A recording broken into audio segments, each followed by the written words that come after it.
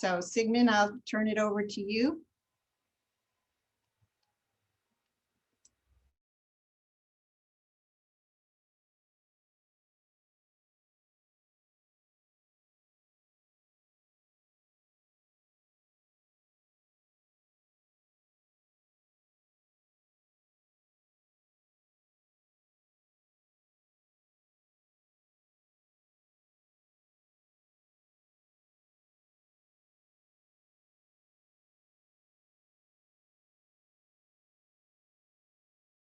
Sigmund, you're on mute. I'm sorry, I had to figure that out. My name is Sigmund Morel. I am a program coordinator with LRS, and with me today in the room is Nicole Miller. She's also a program coordinator with LRS, and both of us work with Pre-Employment Transition Services, Pre-ETS. We're going to talk today just kind of an overview of what we do at LRS and a little bit about Pre-ETS, and then I want to concentrate a lot of what I'm going to discuss today on work-based learning experiences. The work-based learning experiences we think are very important, integral part of pre-employment transition services, and we'll go into that a little more as we get into the presentation. Louisiana Rehabilitation Services is part of the Louisiana Workforce Commission, and we're actually under the Office of Workforce Development. So we are all about finding employment for, just like the Workforce Commission is, for the workers in the state of Louisiana. Vocational rehab programs as a whole, what we do is we help persons with disabilities to obtain, maintain, and advance in employment. Our whole goal is to make sure that people with disabilities have opportunities to work and be independent in their lives so that they can become contributing citizens to our society. We do serve our consumers that have just about any disability out there. Our consumers have a wide range of disabilities. When we start talking about transition or pre-employment transition services, most of our students that we deal with have learning disabilities and developmental disabilities. However, we don't limit our students in Pre-ETS to, what those disabilities. We address any disability they have and what they need to prepare to go to work. This is just a list of some of the disabilities. This isn't an all-inclusive list. Transition from school to work. It is a coordinated set of vocational rehabilitation services for students, and we do look at the outcome. We do want to make sure there is an outcome, that they do find employment that can help them to become independent and also be a part of society, an integral part of society. Most of what we look at is how to make sure they have a smooth transition from school to post-school activities. And when we talk about post-school activities, that's more than just going to work. It may be that they're going to a post-secondary school.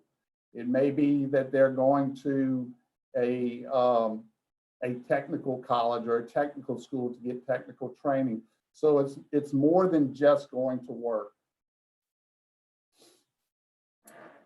Who are the transition students? Transition students, they have to have, it has to be an individual, a student with a disability who has an IEP in place, or a 504 plan, or has a documented disability.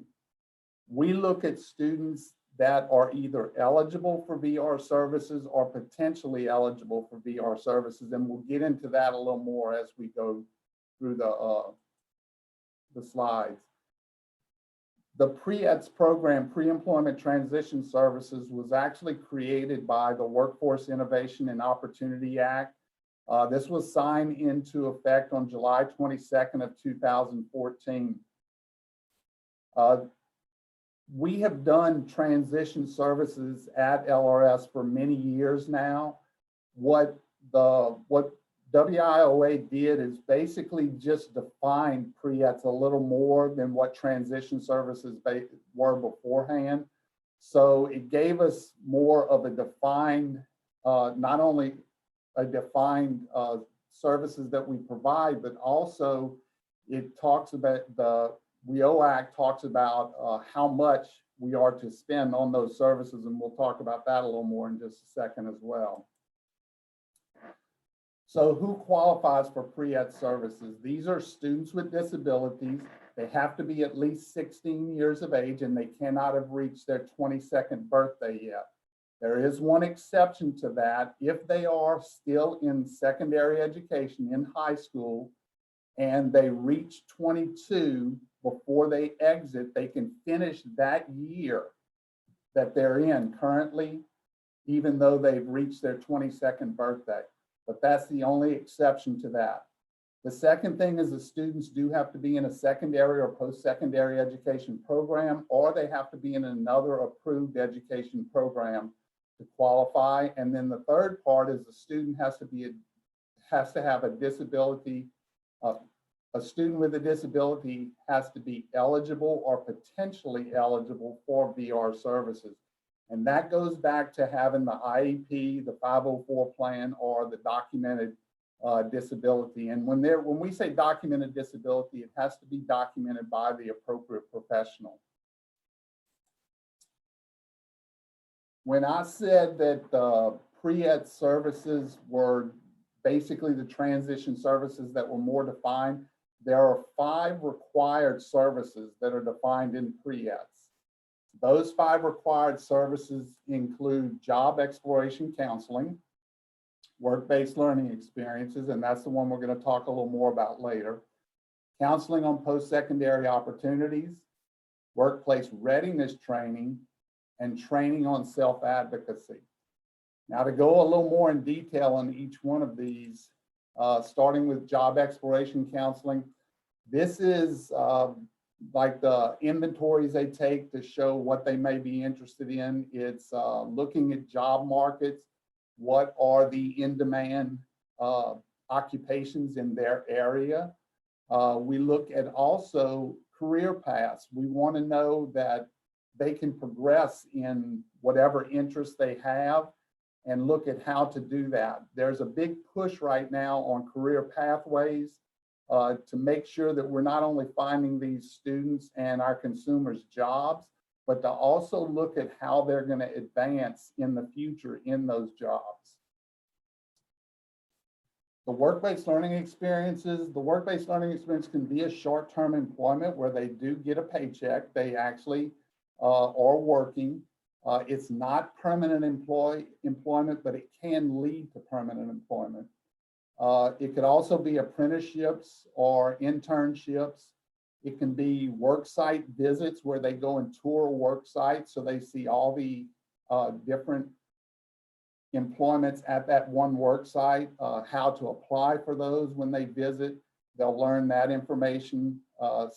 It's also job shadowing where they may visit one person and follow them for 3 to 5 hours and learn everything there is to learn about what that person does on a daily basis in their specific job. And then there's also mentoring opportunities that we look at. Counseling on post-secondary opportunities. This can be anything from helping that student to apply to go to college, talking to them about the admissions process, looking at colleges and what courses they offer. Does it meet their interests? Can they actually get the course studies they need to find the job that they're looking for or the career they're looking for? It even looks at how do they apply for financial aid, and we help them through the entire process. Workplace readiness. Now, when we're going to talk a little bit about the classroom phases of pre-ETS versus the work-based learning, which is more hands-on learning where they're actually working in a job. The workplace readiness training is the largest part of the classroom training that we do. We spend more time here because it's so extensive. It starts with the student actually showing them how to seek and find employment, and goes all the way through to, once they're employed, how to make sure they have the skills that they need to maintain that job and to actually flourish in that job. So it starts off with, it can be, how do I fill out an application? How do I do a resume? When I do get an interview, sitting down with the interview, what are some things that I should say versus things that I shouldn't say? Once we get through that part of the process, then we look at, okay, once you get the job, what do you have to do? How do you communicate not only with your boss, but other employees and even your customers? Do you understand all the soft skills needed?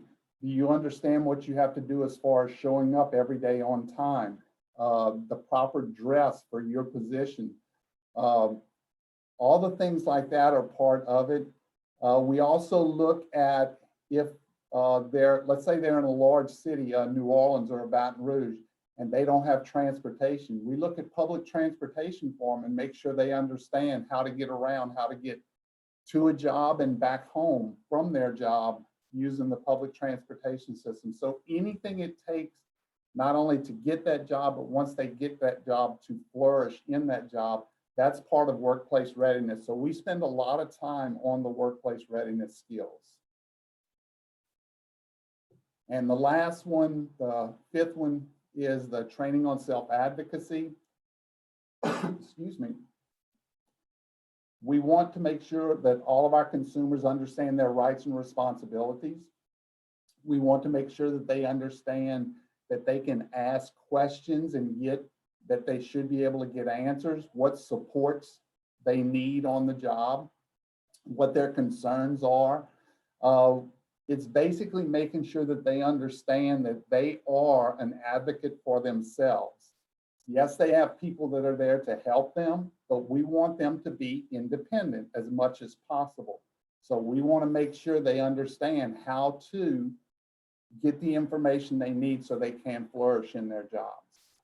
So that's the 5 different areas that we look at. Pre-ETS is supposed to be a collaboration between agencies and the education systems. We work a lot with JAG. We also have MOUs with different local education associations.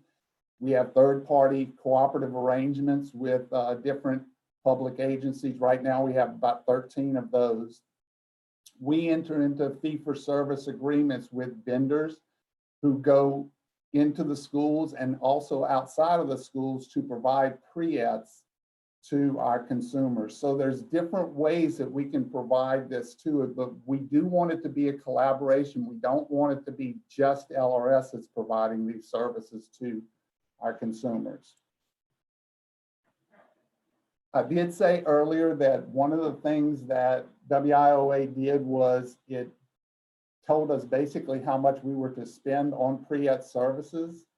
We are required by law to reserve at least 15% of our federal funding for pre-ETS. So there's a good portion of our funding has to be spent on pre-ETS each year. So we want to make sure we're providing that service statewide. And that's one of the things that has been a struggle for us, to make sure we hit all of the students that can benefit from these services statewide. There's many little small rural areas out there that, it's hard for us to get to them to provide the services. So we always are looking for ways to get the word out, to get people to say, hey, LRS has this program. They provide services to help the high school students prepare for later in life finding employment. It's called Pre-ETS, and all you have to do is call the local regional office and they'll help you with that program. So we're always looking for ways to get the word out. We are currently working with the Louisiana Department of Education to try and do that. We've got some new brochures and booklets that we have that we're getting out to try and get the word out. But any time that people can be a voice for us, we appreciate that. We want people to know about this program.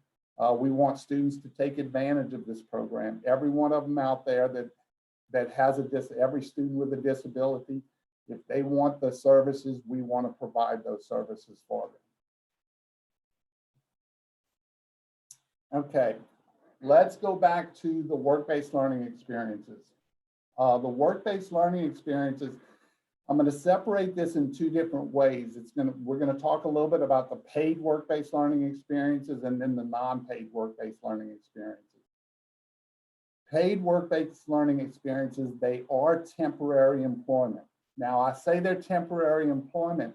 We do have many times that it turns into permanent employment. However, it does take a little work on our end for that to happen. When we set them up in a work-based learning experience, thinking it's going to be temporary employment, and then the employer says, hey, they're doing such a great job, I want to hire them permanently, what do we have to do? Basically, we have to do an amended plan for that student so that we show that they are going to be going from a temporary job to a possible permanent job. So there's work that our counselors have to do. So we would just need to be in touch with that employer or the vendor who's working with that student so that they understand we do have to do an amended plan so that we can get them permanent employment. But the work-based learning experience itself is meant to be temporary employment. The student is going to get comparable pay to others who are working in that with that employer who might be in the same job title as them. In other words, if they're working in a warehouse and all their warehouse workers start at $10 an hour, we're not going to allow that warehouse to pay our consumer $8 an hour just because they have a handicap. They need to be treated just like any of their other workers. They have to give them at least minimum wage. So they cannot pay them less than minimum wage.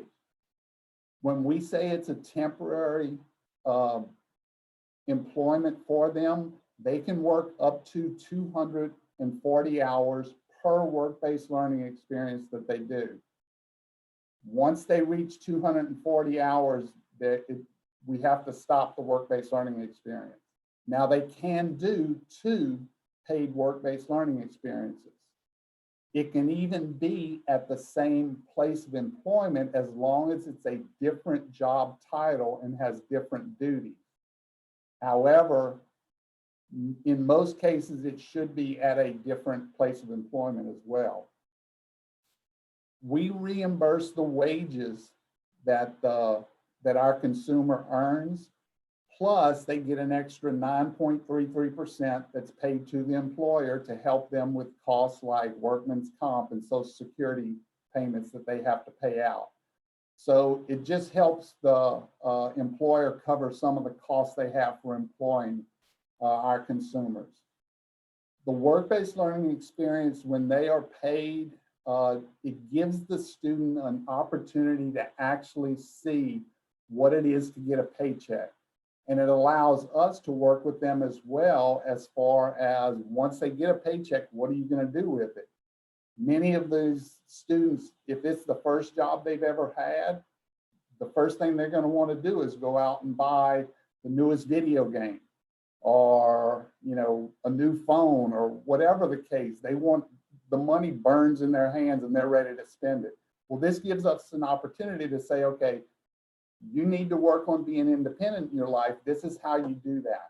You know, how much do you need to put aside for savings? How much do you need to put aside for food, for clothing, for a place to live, those types of things. So it allows us to do some training on financial literacy as well. The non-paid work-based learning experiences. Now these include internships, apprenticeships. This could be a job site visit where we talked a little bit about earlier, where they just go to a job site and spend a couple of hours there learning what are the different jobs that are offered at the job sites. How do they apply for those jobs? What is the process that the job site requires of them? Job shadowing, where they sit with one person and learn all the ins and outs of that job for 3 to 5 hours, is what we usually ask them to do. You'll notice I have a star by the job site visits and job shadowing. These cannot be virtual. With COVID over the past year, many states across the United States were doing job site visits and job shadowing virtually, and they were allowing that to count. We have never allowed the virtual because we find it much more beneficial to the student if they actually go to a job site or they actually sit with someone specific and actually look at what they do on a day-to-day basis and learn from them. So we don't allow those to be virtual. It has to be at the job site or with that person as far as a job shadowing. And then it could also include volunteering. They may volunteer for a nonprofit. But again, it shows them what it is to work on a regular basis. LRS wants you. Nicole and I, about a few months ago, did a presentation for the same initiative, the state as a model employee. And part of that was just letting them know what the process was as far as getting a student signed up for the work-based learning experiences. We talked about the application process, how a work-based learning experience, when they're working, the employer has basically 2 papers that they need to fill out. It's a W-9 and a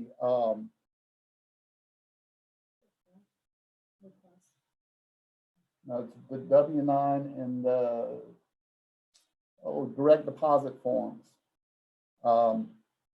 that they need to fill out, and that's what we need to. That allows us to reimburse that employer for the work that the student does. And we were trying to encourage the state HR departments to actually consider our consumers these for student worker jobs. These students, many of our students are very good at data input. Many of them are good at working in warehouses, things like, so there's all kind of student worker jobs out there that we believe could actually fit state employment. So we were making a push to them to actually consider hiring students with disability that are our consumers. And in asking them about it, we learned that civil service has a special form that they need to complete, that someone needs to complete, even if they want to be a student worker. Well, again, that's not a problem because we want our students to go through the same process anybody else would. They need to learn that different employers are going to require different things of them. So it might not just be an application they have to fill out. They may have to do an application. They may have to have a resume. They may have a special form like the state requires that they have to fill out and complete. They talked about, some of the state agencies talked about, well, once we do hire someone, even our student workers, we send them for drug testing. Is that okay? Absolutely. We want our students, our consumers, treated just like anybody else. We want to make sure they understand that every employer they approach may have a little bit different way of hiring people. So they have to be able to accommodate their employer during that process. They need to make sure they do whatever the employer requests of them. We also talked about what it takes for employer, once these students are hired, to get reimbursed. To get reimbursed, it's a pretty simple process. They complete an invoice and send it to us. It should be an itemized invoice. It says, this is a student worker, this is how many hours they work, this was basically their schedule. And it includes a copy of the student's check stub. And we look at that, it should have on it all the deductions that they would normally take out from anybody else. And that's all we need. Once we get that, we put it through the process, and they usually get reimbursed within a week's time.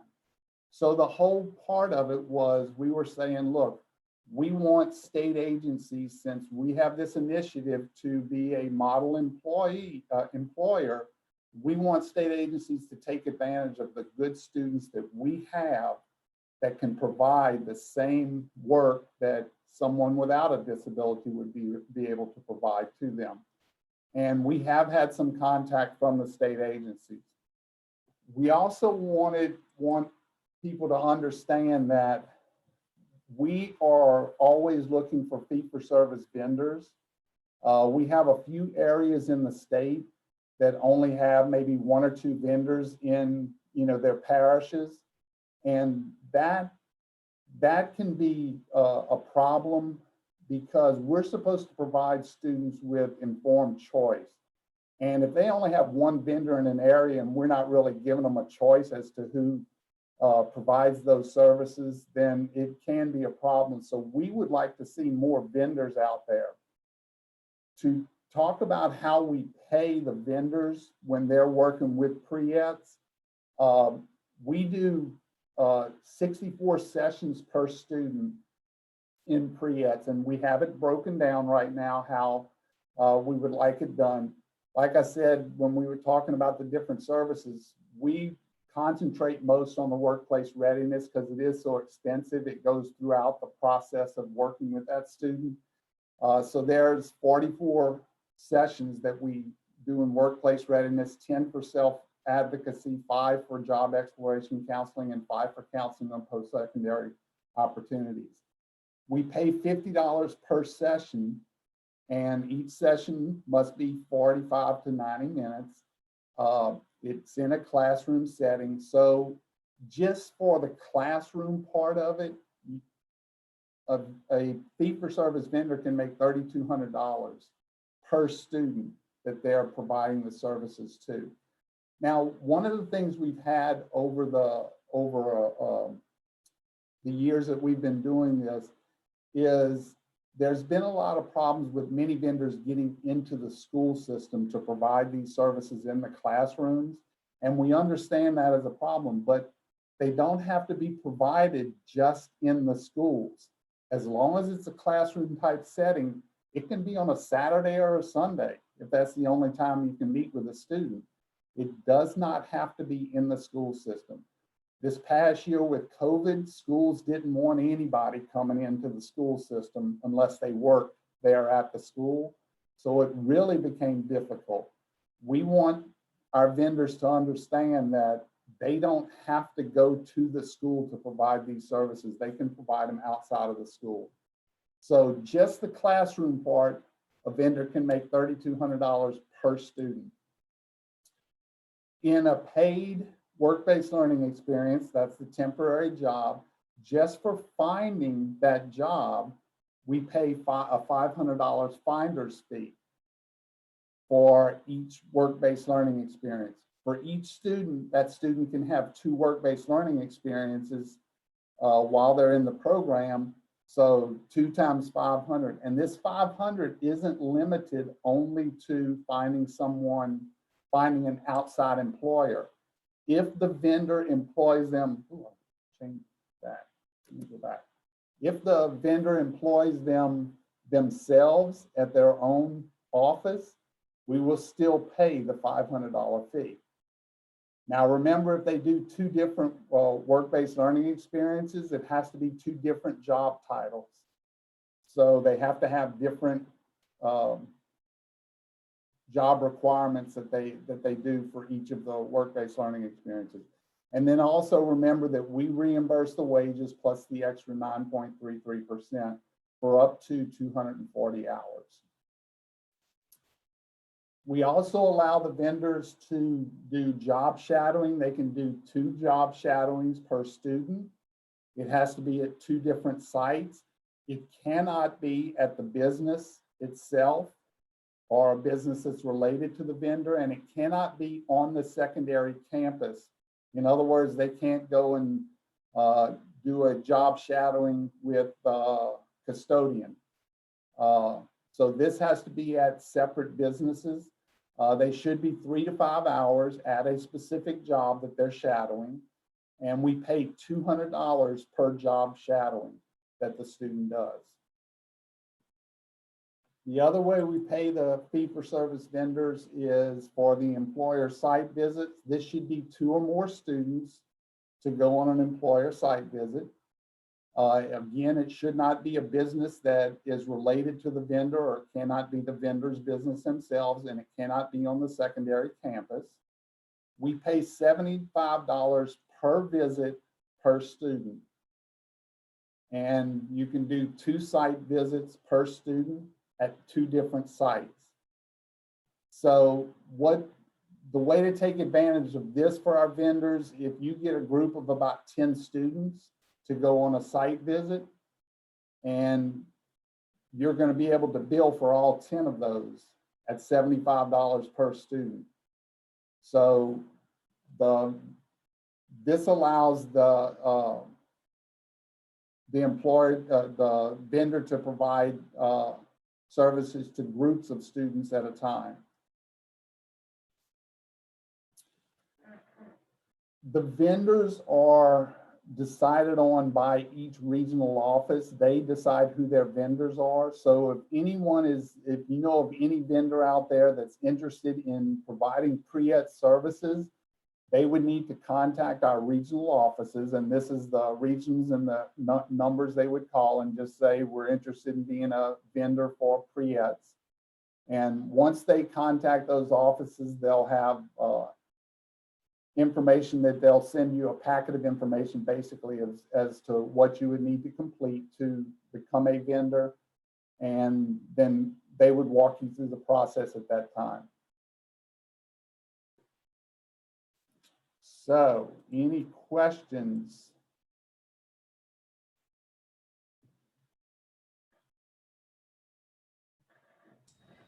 There is one question in the chat. Is the max for WBLE still $2,099 per? Is that a dollar amount they're That's asking? $1, yeah, $2,099.14 per.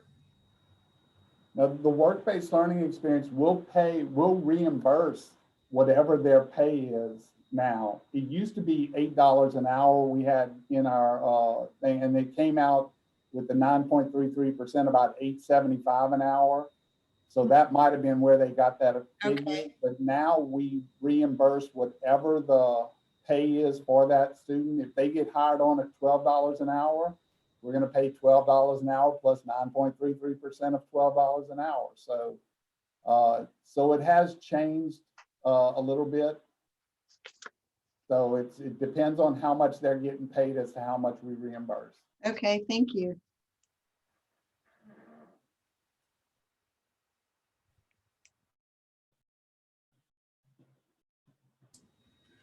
There's another question in the chat. Does LRS allow out-of-state vendors? I'm not sure how an out-of-state vendor would be able to provide the service to our students. We do have, we had some virtual vendors, especially with COVID over the past year. There are certain requirements we do look at as far as the virtual and how it's documented. So I'm not going to say no, but it would be better to be able for the vendors to be in state so they have contact with directly with the students. but it is possible that we can still do virtual vendors. We do have some, I think at least one or two vendors that they may be housed outside the state, but they do a lot of business here in the state as well. So I would just suggest that you contact the different regional offices if you're interested in a certain area, and they would be able to go through that process with you.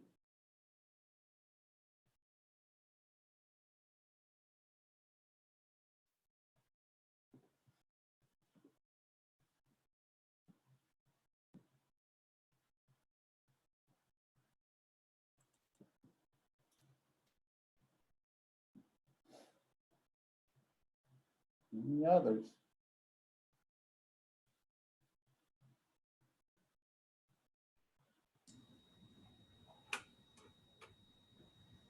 Well, Laura, if anyone thinks of any other questions they have, they can contact myself or Nicole Miller. Either one of us would be glad to answer any questions that they have about Pre-ETS and about work-based learning experiences, about any more information they need about vendors.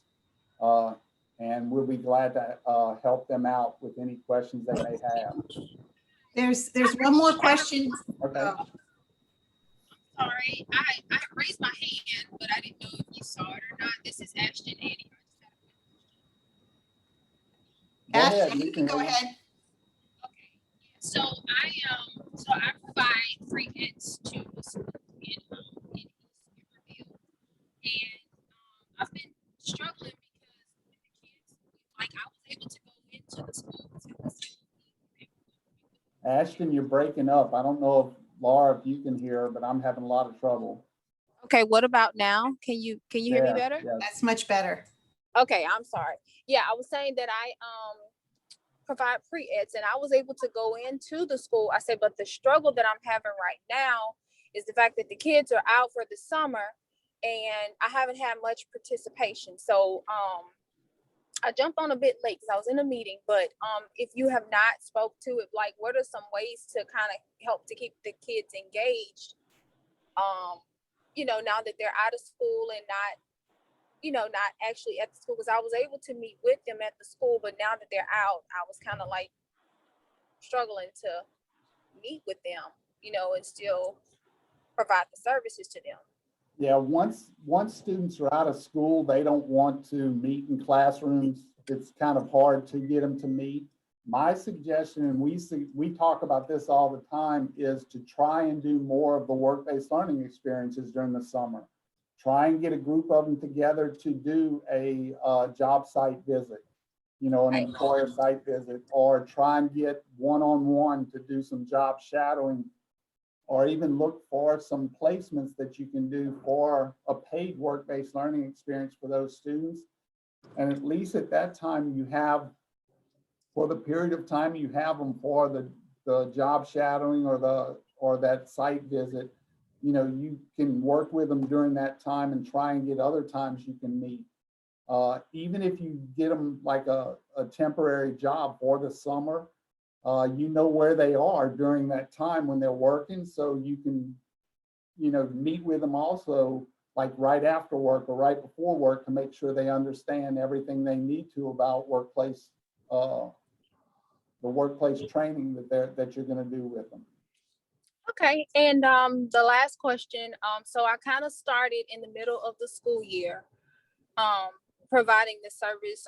Just any suggestions on, like I'll be in like several schools this upcoming school year, but just any suggestions on maybe meeting with teachers and just other school staff to inform them of the program, the ones that don't know about it, or you know, the ones whose schools are new to pre-eds. Like what are some suggestions with you know, just sharing the program and the benefits and, you know, the opportunities that the students can take, you know, by getting into the program, because that was kind of another struggle too, trying to share with the teachers the benefits of the program and how it could, you know, benefit the student and, you know, getting the kids to actually sign up for it. The counselors are actually a good place to start. The special ed teachers, special ed instructors, or if you can even get with a special ed coordinator that's over the entire parish or that school system. Many times if you get it to them, they'll disseminate the information to the different schools for you. But yeah, that's been a problem for us as well, is to get the right contacts. But that is what we've been working hard to do, is trying to get the SPED directors in each different school district so that we can get the information to them, and hopefully they will be able to spread it. If you're talking about individual schools, I would look at the special ed departments and whoever's the head there. Okay. And even the counselor in the school should be able to direct you to, who would be the best person to contact. Okay. Thank you so much. Sure. Sigmund, we have a couple more questions in the chat. So if you can hang on a minute. Okay. So one is, we have one school now that we are working with. Is it possible to get 2 or more schools? That's something you work with your regional office with. They determine, who's going to be working with which schools in their area. So yes, it is possible to get more than one school. Many of our vendors do have more than one school. A lot of it depends on how many vendors they are working with in their region and how many schools are available. But yes, absolutely. Just make sure you let the regional manager or whoever's in charge of setting up the vendors in that region, let them know that you're interested in going to more schools. And that's who you're going to have to work with. Thank you. And then the last one, someone's saying it is possible they're working with 8 schools. So Very good. Another question. Can someone tell me how it has been getting employers on board? Oh, that's not for you. That's just another chat. Somebody wanted a copy of the slides. So if you email them to me, I can email them out. I can do that, Laura. I can send it to you. Thank you. Thank you so much. We really appreciate your time. And thank you, Nicole. We never even saw her face. She's hiding. But I know she's works hard, so I know she's there. No, we appreciate it so much. We had over 40 people, so it's great. I want to thank everyone for showing up. This is sponsored by Louisiana APSE. So I wanted you all to know, I put in the chat a link if you're interested in joining Louisiana APSE.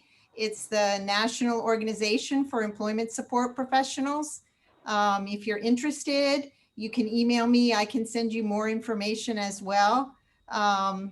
We're going to start now working on putting a conference together in 2022. So we could use your help if you're interested at all in joining. We would really be glad to have you. I also wanted to thank Nisha Jackson. She's on here. She helped with organizing this whole thing. So I wanted to give a shout out to her as well. Anyway, thank you, Sigmund, again. It was really, really great. And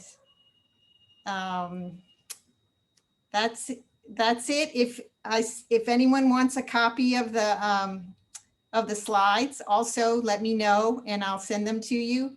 And if you want a certificate of attendance, you can put your name, your full name that you want on their certificate, and your email address in the chat. And I'll get that. I'll get a certificate of attendance out to you. And thank you so much for the information. And we will see you hopefully again sometime. Oh, I did want to mention that we have another couple sessions throughout the summer. It's always the last Wednesday of the month at 1 o'clock. We're calling it Afternoons with APSI. And the next session is going to be July 28th at 1. And it's going to be Social Security benefits, the impacts of working. And it's going to be Sue Killam, who works with me here at the Human Development Center. And we have another one in August with Libby Whiteside from the Disability Rights Louisiana, and it's navigating employment barriers with formerly incarcerated people with disabilities. So you might be interested in that. If you got the link to register for this, there are links at the bottom for registering for all of these upcoming sessions. And the final session that we have in September 29th is with Nisha Jackson, and she's going to be offering a session, Small But Mighty, How to Thrive as a Small Vendor in Vocational Rehabilitation. So hopefully these topics will interest you, and we hope to see you again sometime. If you have any questions, please let me know. And I want to thank you all for joining today, and hope you have a great rest of your day. Thank you all.